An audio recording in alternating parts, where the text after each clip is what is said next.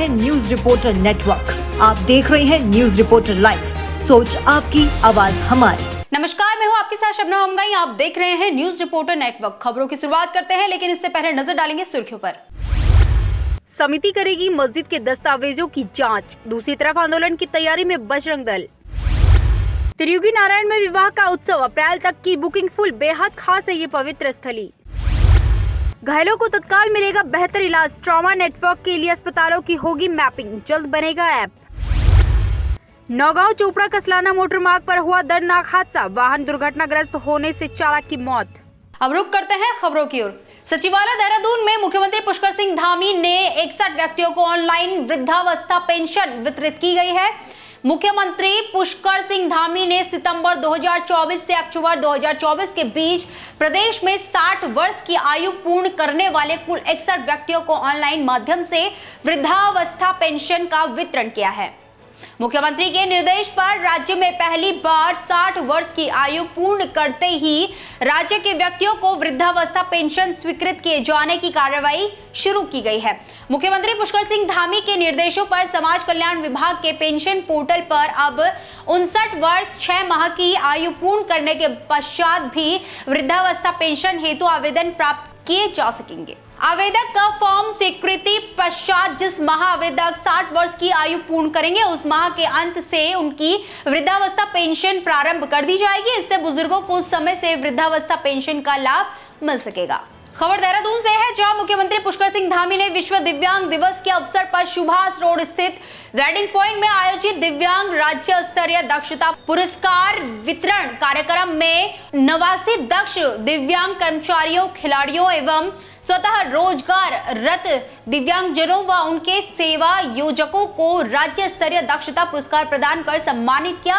इस अवसर पर मुख्यमंत्री ने आगामी विश्व दिव्यांग दिवस तक सभी दिव्यांगजनों को उनकी आवश्यकता अनुसार सभी जिलों के स्पेशल कैंप लगाकर निशुल्क उपकरण उपलब्ध कराए जाने एवं दिव्यांग विद्यार्थियों को निशुल्क ऑनलाइन IAS कोचिंग की व्यवस्था कराए जाने की घोषणा की है।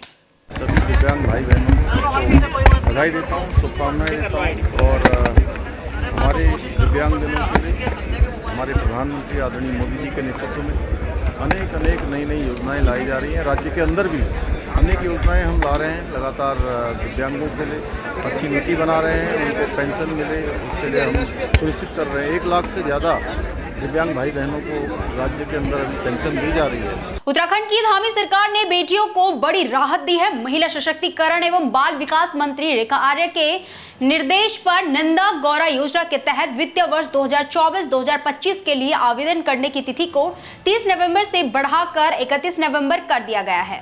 वहीं इस संबंध में आदेश भी जारी कर दिए गए हैं। महिला सशक्तिकरण एवं बाल विकास विभाग की ओर से संचालित नंदा गौरा योजना में वित्तीय वर्ष 2024-2025 में आवेदन मांगे गए हैं। इस योजना के तहत इंटर उत्तीर्ण करने के बाद छात्राओं को 51,000 रुपए की धनराशि उच्च शिक्षा के लिए दी जाती है। इस संबंध में जनप्रतिनिधियों और आम लोगों की ओर से आवेदन आमंत्रण की समयावधि बढ़ाए जाने की मांग की गई थी। वहीं मंत्री रेखा आर्य ने सभी पात्र बालिकाओं एवं उनके अभिभावकों से प्रमाण पत्रों को जल्द पूरा कर आवेदन करने की अपील की है। देखिए, नंदा गौरा योजना को लेकर लगातार लाभार्थियों के द्वारा भी और कुछ आवेदकों के द्वारा भी और जनप्रतिनिधियों के द्वारा भी यह कहा जा रहा था कि 30 नवंबर की आखिरी तिथि होने के कारण कई समय से जो है कई बालिकाएं जो है इसे भरने से चूक गई हैं।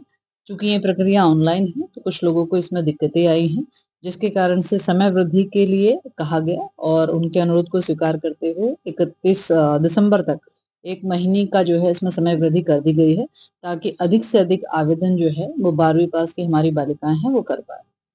उत्तराखंड में सॉलिड वेस्ट मैनेजमेंट के तहत कई अभूतपूर्व पहल पायलट प्रोजेक्ट के रूप में शुरू की गई है, जिसमें कूड़े के सेग्रीगेशन से करोड़ों की कमाई तो वही कूड़े से बिजली बनाने की भी अभिनव प्रयोग किए जा रहे हैं। शहरी विकास विभाग से मिली जानकारी के अनुसार जोशीमठ में कूड़े से सेग्रीगेशन करके उसे इनकम जनरेट की जा रही है। शहरी विकास की एडिशनल डायरेक्टर ललित नारायण मिश्रा ने बताया कि जब से इस प्रोजेक्ट को शुरू किया गया है, पिछले 3 सालों में इस तरीके का इस्तेमाल कर 1 करोड़ से ज्यादा का रेवेन्यू जनरेट किया गया है, यानी हर साल 25 से 30 लाख रुपए की कमाई कूड़े से की जा रही है।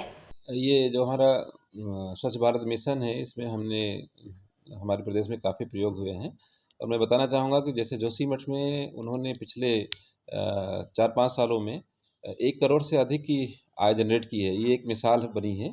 उसी तरह अगर हम बात करें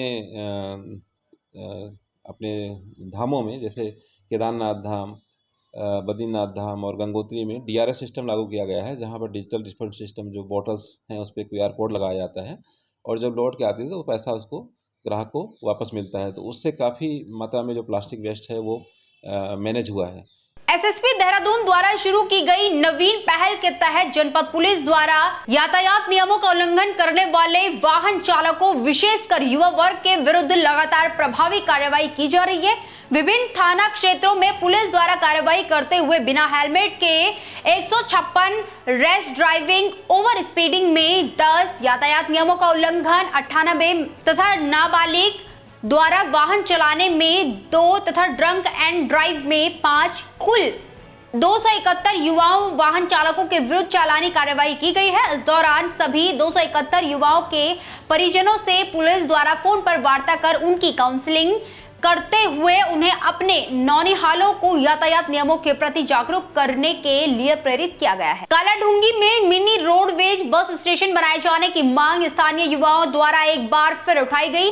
कालाढूंगी में बहुत पहले से रोडवेज बस स्टेशन बनाए जाने की मांग हो रही है, मगर उक्त दिशा में कोई कार्रवाई होते नहीं दिखाई दे रही है। एक बार फिर मयंक गुप्ता के नेतृत्व में स्थानीय युवाओं व क्षेत्रीय लोगों ने SDM रेखा कोहली के माध्यम से राज्य के परिवहन मंत्री को ज्ञापन भेजकर मिनी रोडवेज स्टेशन बनाए जाने की मांग की। लोगों का कहना है कि कालाढूंगी इतना पुराना शहर होते हुए भी यहां आज तक रोडवेज स्टेशन नहीं है, जिस वजह से दूर दराज जाने के लिए लोगों को भारी परेशानियों से होकर गुजरना पड़ता है। वहीं स्थानीय युवा मयंक गुप्ता का कहना है कि पहले भी परिवहन मंत्री स्वर्गीय चंदन रामदास जी को इस समस्या के बारे में अवगत कराया गया था व उन्होंने आश्वासन दिया था कि जल्द ही इस पर कार्रवाई की जाएगी, लेकिन उसके बाद भी शासन प्रशासन द्वारा कोई कार्रवाई नहीं की गई। कालाढूंगी में हमने एसडी महोदय के माध्यम से माननीय मुख्यमंत्री जी को कालाढूंगी में मिनी बस स्टैंड बनाने के लिए ज्ञापन दिया है, क्योंकि कालाढूंगी की जनता बहुत परेशान है। रात्रि में दिन में यहाँ आने जाने की सुविधा नहीं है और साथ ही कालाढूंगी क्षेत्र से 60 से 70 ग्रामीण क्षेत्र और ग्राम पंचायत जुड़ी हुई हैं, जिनका मुख्य मार्ग कालाढूंगी है। रायवाड़ा थाना क्षेत्र अंतर्गत एक होटल में काम करने वाले युवक की गंगा में डूबने से मौत हो गई है। SDRF की टीम ने होटल कर्मी का शव गंगा की गहराई से बरामद कर लिया है। शव को SDRF की टीम ने रायवाड़ा थाना क्षेत्र के हवाले किया है। पुलिस ने शव को कब्जे में लेकर पोस्टमार्टम के लिए भेज दिया है और मामले में अग्रिम कार्रवाई शुरू कर दी है। SDRF के इंस्पेक्टर कविंद्र सजवार ने बताया कि रायवाड़ा थाना क्षेत्र अंतर्गत गीता कुटीर गंगा घाट पर शाम को एक युवक के डूबने की सूचना मिली। सूचना मिलते ही SDRF की टीम मौके पर पहुंची। लोगों से जानकारी लेने के बाद गंगा में SDRF ने सर्च ऑपरेशन चलाना शुरू किया। कुछ ही देर में डीप ड्राइवर प्रदीप नेगी ने गंगा की गहराई से युवक को बेहोशी की हालत से बाहर निकाला है, जिसे अस्पताल पहुंचाया गया, जहां डॉक्टर ने उसे मृत घोषित कर दिया। मृत की पहचान जितेंद्र सिंह मूल निवासी जिला पौड़ी गढ़वाल के रूप में हुई है, जो गीता कुटीर के निकट एक होटल में काम करता था। होटल कर्मी अपने दोस्तों के साथ गंगा घाट पर नहाने गया था। आने वाले कुछ सालों में ऋषिकेश पर्यटन और तीर्थ नगरी के रूप में अपनी एक अलग पहचान बनाने जा रहा है। भारत सरकार के वित्त मंत्रालय ने ऋषिकेश के टूरिज्म इंफ्रास्ट्रक्चर को डेवलप करने के लिए 100 करोड़ रुपए में से 66 करोड़ की पहली किस्त जारी की है, जिससे यहां योजनाओं को पर्यटकों के अनुकूल बनाकर निर्माण होंगे, जिससे ऋषिकेश में पर्यटन और तीर्थाटन सर्किट विकसित होगा। कैबिनेट मंत्री ने केंद्र सरकार का जताया आभार कि इससे ऋषिकेश में विश्व भर के पर्यटकों को सुविधाएं मिलेंगी। इसका हमारा चाहे वो ऋषिकेश हो, चाहे तपोवन हो या स्वर्गाश्रम, उसके लिए बहुत बड़ा काम अब हो रहा है। ये है अब उसके बाद इस जिस 100 करोड़ की आपने बात की है उसको भी केंद्र सरकार से हमें मिल रहा है और इसमें जो अवस्थापनाएं के काम होंगे, यानी कि काम की तो अब ऐसा लगेगा काम ढूंढना पड़ेगा कि हमें कौन सा काम करना है। तो 100 करोड़ रुपए उधर मिल रहा है, 1800 करोड़ और मिल रहा है और उसके साथ साथ यहाँ की सरकार, केंद्र की सरकार बहुत अपने इस क्षेत्र के विकास के लिए काम कर रही है। फिलहाल खास खबरों में इतना ही। देखते रहे न्यूज रिपोर्टर नेटवर्क। धन्यवाद। अगर आप हमारे चैनल पे नए हैं तो चैनल को सब्सक्राइब करें और साथ ही बेल आइकन को प्रेस करें ताकि उत्तराखंड की कोई भी अपडेट मिस ना हो पाए।